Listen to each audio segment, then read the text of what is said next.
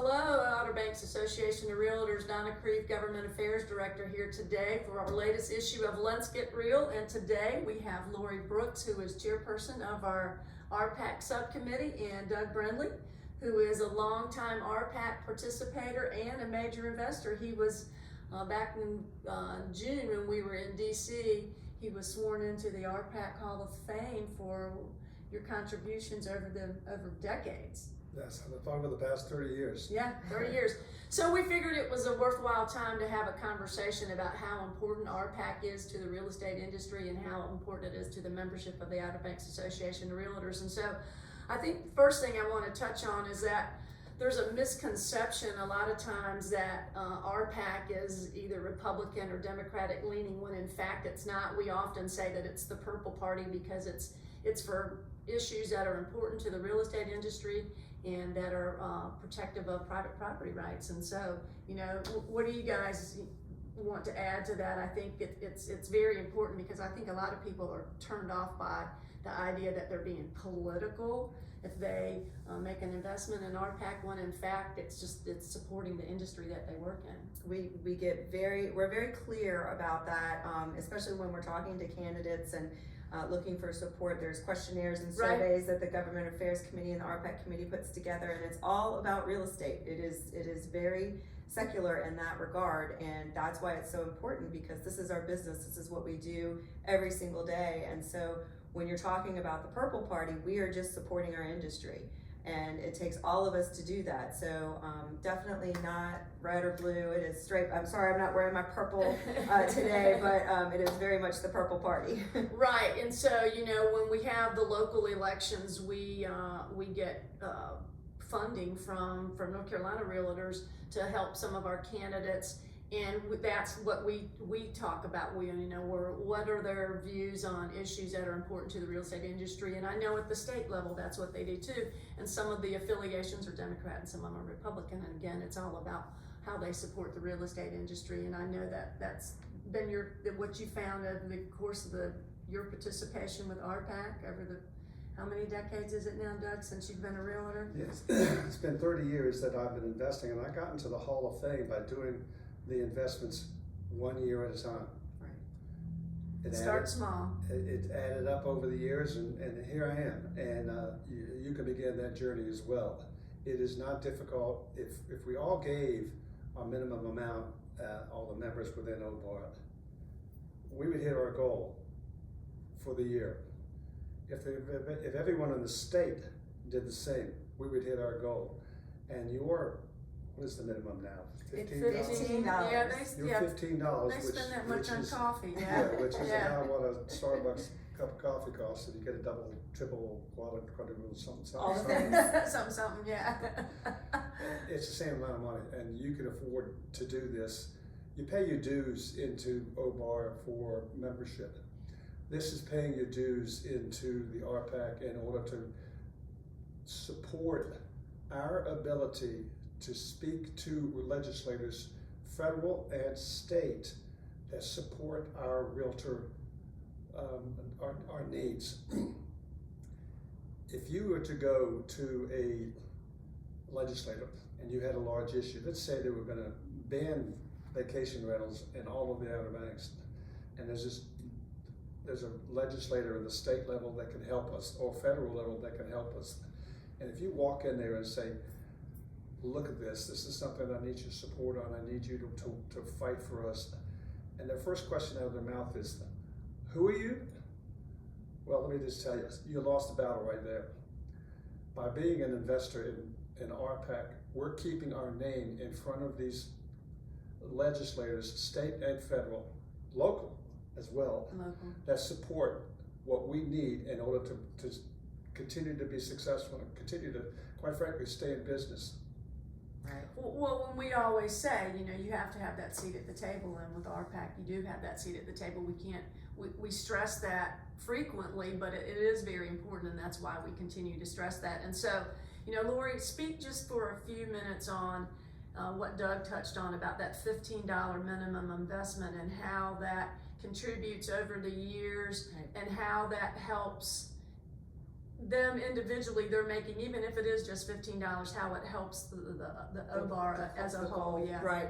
So I became a major investor a couple of years ago, but I started small. I started just giving the minimum each and every year because I started listening to what was happening, and some of the issues that were brought beforehand affected my business directly. I mean, I've been in real estate sales primarily for the last few years, but I was in property management for a long time, and a lot of the issues are property management issues too. So I encourage our property management friends, this is not just real estate sales, this is private property rights. This is the Vacation Rental Act is being looked at, and that $15, that if we could get everyone to just invest their $15 and hit our goal, we would hit our state goal and our national goal like that. And that's really important when we're talking about Triple Crown, when we're talking about advocacy. To Doug's point, when we go to Raleigh, they kind of roll out the red carpet for us. Well, this past year when we were there for the legislative conference, we had the governor spoke to us, we had the president pro tem of the Senate, and we had the leadership of the House, right, on both parties, and so they came to us, and so I think that was significant. They took time out of their busy schedules to come talk to the realtors, and then right, and then we have the legislative days where they again take time out of their schedules to meet with us individually, which is amazing. And these things that happen at the state and the national level behind closed doors, we see it all the time. Bills will roll out, and all of a sudden there'll be some kind of new amendment or something kind of thrown in at the last minute. We don't have that issue as NZ Realtors because we are very communicative with our legislators. We know what's coming before sometimes they do, and we can get in front of it and have the conversation.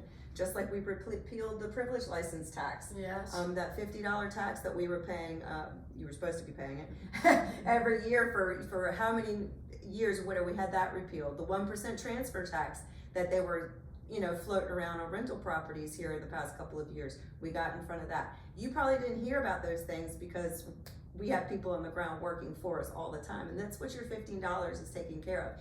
I always say when I'm talking to groups or I'm talking to investors, this is one of the cheapest investments that you can make into your business. You have your dues, you have your MLS fees, you have your computer fees, you have your phone fees, you have your car, you have that. This $15 is one of the most important things that you can do for your business. right. I tend to agree. And one of the other bills that they just got passed this just in the past few weeks, the governor signed, was the one about the buyer's agency. Yes. And having that on the pre-printed forms. So again, there's all kinds of things that are out there happening at the state level, and it's happening to a large part because of our lobbyists that we have there at the state level. And that's true at the federal level too. When we go to DC, we meet with our senators and our representative there.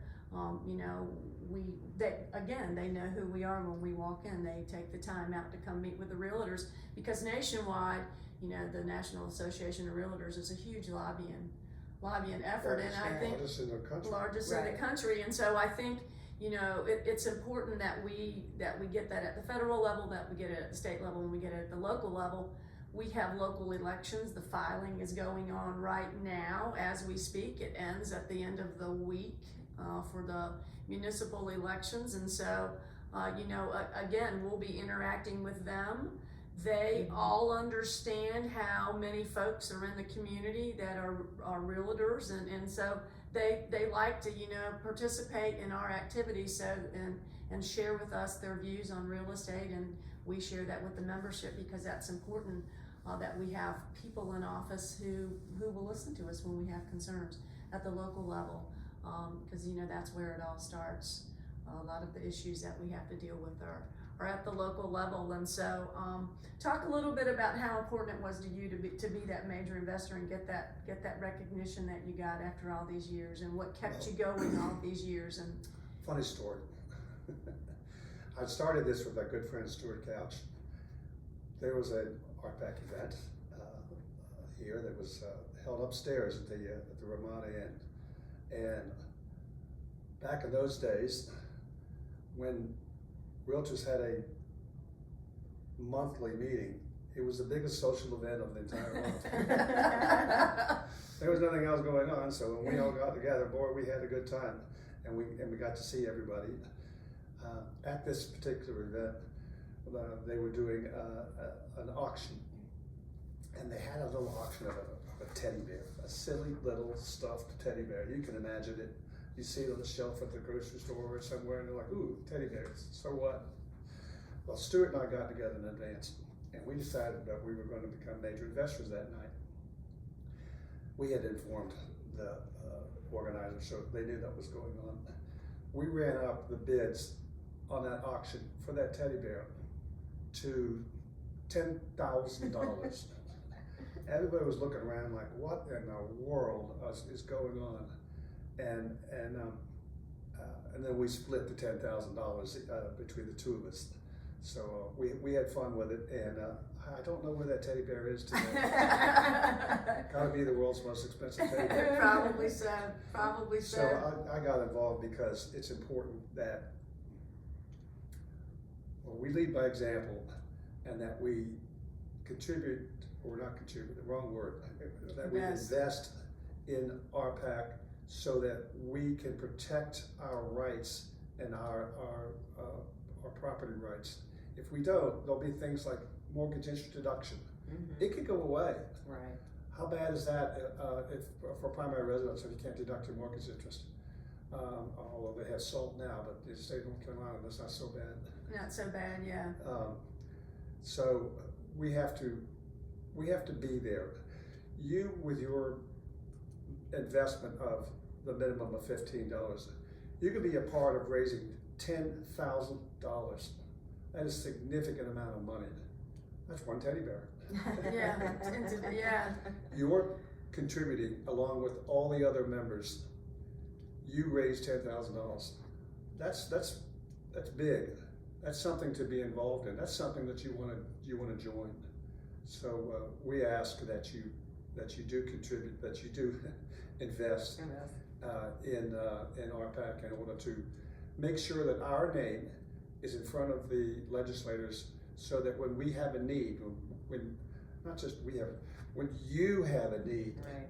Because these issues that come up, they affect you, whether you're in vacation rentals or whether you're in sales. I tend to think it's more often vacation rentals. They have to know who we are so that they know that they want to work with us. We've got great lobbyists in the state with Katie. She knows everyone. Everybody. And like she says, she's on top of everything, and many times knows all the issues much better than the legislators do. And quite frankly, that's the job of a lobbyist, is to inform the legislator about your particular issue. Mm-hmm. We have great people in place to do that, and we need everyone to invest in order to meet our goals.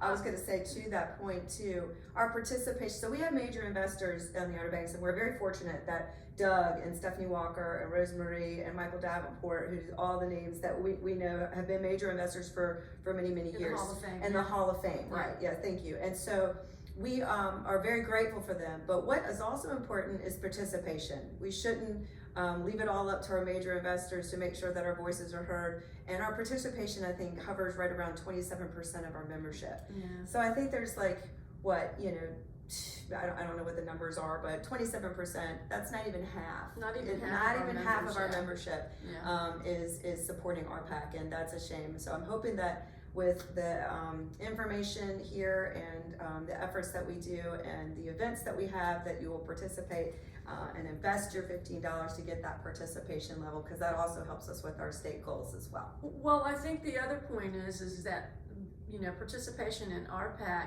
helps your clients, because the big beautiful bill that was just passed has a lot of you talked about the mortgage interest deductions and the SALT and all that, and the other tax implications that were in that package, and that was a large part of the lobbying efforts at the national level. We heard about that when we were up there in DC. So it's protection of the industry, but that also extends to the clients that the realtors have. Yeah, the SALT got increased from $10,000 to $40,000. I think is that the number? Yeah, sounds right. Yeah, But that's a significant increase for North Carolina, and that should cover everyone's state and local taxes to be able to go on your Schedule A of your tax return. Yeah, and as Dr. Yoon was saying the other day in his briefing that he did, for those of you who participated in that, he said that they're continuing to work on the capital gains increasing the capital gains, and that's next year that they're continuing to work in that. They couldn't get that in the big beautiful bill. So again, and you talked a little bit about the raffle with the teddy bear, and I just wanted to, there's something that was sent out on Friday about the raffle and the fundraiser at the RPAC conference that's going to be held later this year, and they're giving away a Jeep. Is that what I'm reading? Oh, it's in Cherokee. I'm sorry. It's a fundraiser. So talk about the raffles. So we get all the stuff about raffles all the time. And how does that work with being an investor? So that's a great way for those of us that like to have a little fun and increase our participation. The state does raffles throughout the year. I think this one is coming up. It's starting in the next month or so. I'm not exactly sure the start date, but I will certainly send that out to everybody. And so with your $15 investment, sometimes they bump it up to 20. With that investment, to make your RPAC investment, you're automatically entered into a raffle, and there's usually financial prizes, or sometimes they'll do auction kind of things, but keep an eye out for those. I'll send those out, so if you want to wait and do your $15 investment and maybe have a chance at winning some money, you can do that. We just had a raffle locally that we did with our dues billing. A gentleman won, and I forget his name, but congratulations to him, because all he did was leave that little box check that he invested in RPAC and won $500. That's not a bad return. There you go. How fun is that? Yeah. So that's one way that they can invest in it, and it's fun, like you said. Absolutely. Yeah, you got a chance to win. You know, if you like if you like to gamble a little bit, who doesn't like a good raffle? And so that's all that I've got this morning. Is there anything you want to add before we close out here, Doug? Well, you too could be an investor in RPAC. Begin today, so that you can be involved and can say that I helped raise the $10,000 to keep our legislators working for us. Right. And this is how you get it done. That's right. Very good. How about you, Laura? You want to close out with anything? As your local chair, you know, I always talk about that we want to hit our goals this year, and we're good. We're good this year. We're about halfway through.